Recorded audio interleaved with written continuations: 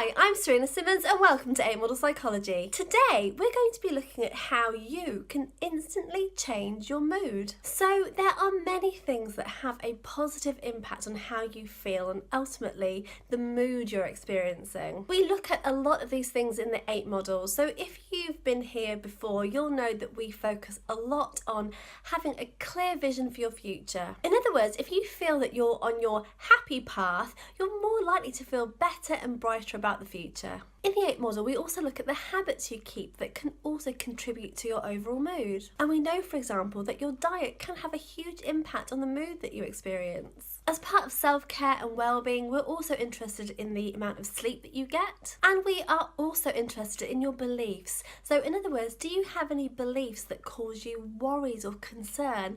And ultimately, do they impact your mood? So what we're saying ultimately is that there are lots of things that can impact your mood on a daily basis.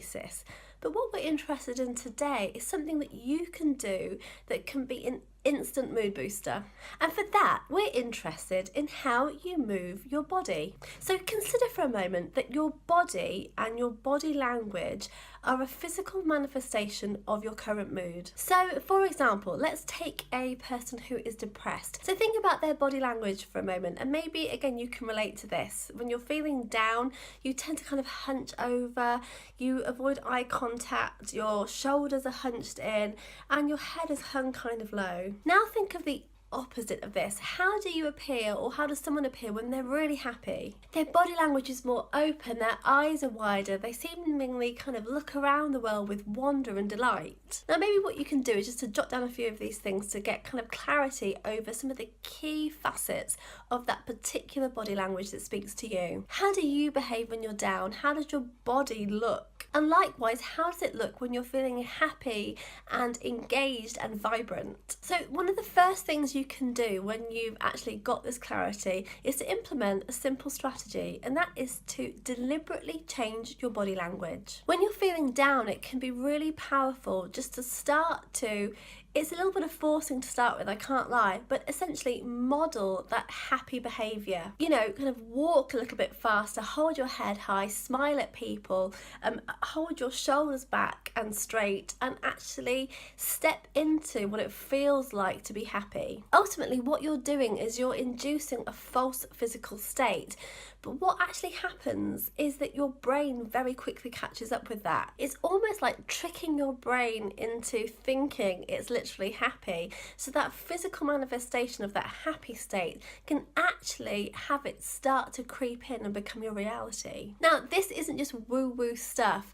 This is actually something, and it's a technique that people use in all kinds of other situations. You can use it for presentations, you can use it in interviews or work situations, or maybe when you're on a date. In other words, however you want to feel, start to act that way in your physical body, and you may notice that your feelings become very much aligned with that state and that way of being. Another thing that you can do is exercise. The positive impact that exercise, so it's another state of moving your body, has on your mood is irrefutable. Exercise is known to positively impact mood states and has a hugely positive impact specifically on things like anxiety, depression, and even ADHD. In fact, in randomised clinical trials of physical interventions, participants show to have a better overall quality of life, better functional capacity, and also a better mood. Now, exercise doesn't have to be something big and scary and gym-based, although that's a really good thing to do if you feel inclined to do so.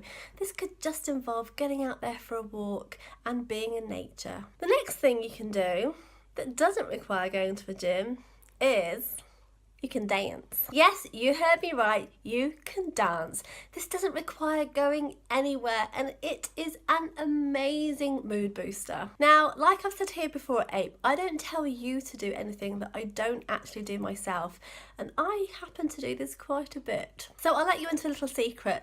Every afternoon, pretty much without fail when I'm working from home, I reach that typical afternoon slump. You know what I mean? You know, it's an hour or two after lunch, maybe it's kind of heading towards time to have a cup of tea, but actually I'm just finding it really hard to kind of motivate myself and have that energy to kind of go forward with the rest of the day. That's when I don my headphones, put on a tune and boogie the afternoon away. Well, not the whole afternoon, maybe just a few minutes. On a serious note, this is an amazing instant way to boost your mood and to change how you're feeling. It's a really great way to move your body and start to, like I said before, start to physically act in a different way that has your brain kind of catch up with you and catch up in a way that changes your mood state. Essentially what you're doing when you do this is you're pushing all the right chemicals around your nervous system that make you feel happier. It's a great big rush of endorphins. So today I've given you these 3 things that you can try that will instantly help you feel better and change your mood. I really strongly suggest that you try any of these things to help you when you feel